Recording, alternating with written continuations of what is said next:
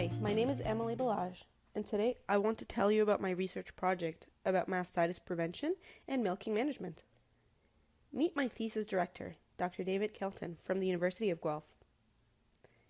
Dairy farmers have been battling mastitis for decades. It truly is a very complex disease. Thanks to years of research, farmers are now able to implement management practices that improve herd health and milk production while preventing mastitis.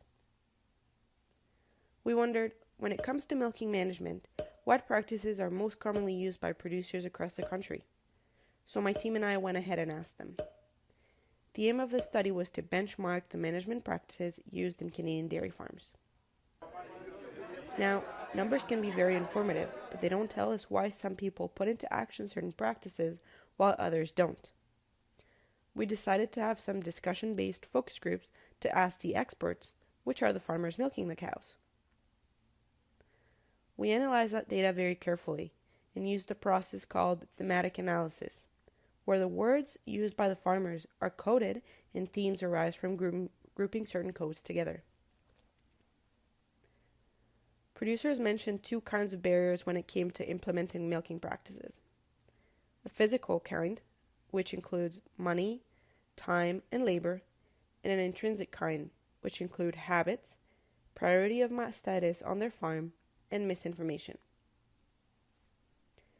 Motivations to improve milk quality were also mentioned in the discussion.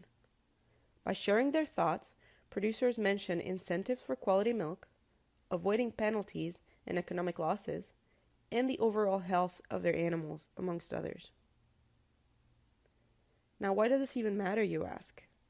Well, even for farms with a really good somatic cell count, an SCC increase in a single cow means a loss, direct or indirect, of milk. The higher the SCC, the greater the production loss for that cow. Now, we know mastitis is not fixed by a simple snap of the fingers. Implementing some recommended practices into the milking routine can help farmers mitigate some mastitis risks related to milking itself. This, along with a clean environment, good nutrition, and appropriate bedding, can go a long way in preventing mastitis. So not only will you enhance the health of the animals, but also have economic rewards for the farm. Thank you to Dairy Farmers of Canada and the Canadian Bovine Mastitis and Milk Quality Research Network for the funding provided to conduct this study. Our research team would also like to thank all the participating producers. Without you, this research would not have been possible.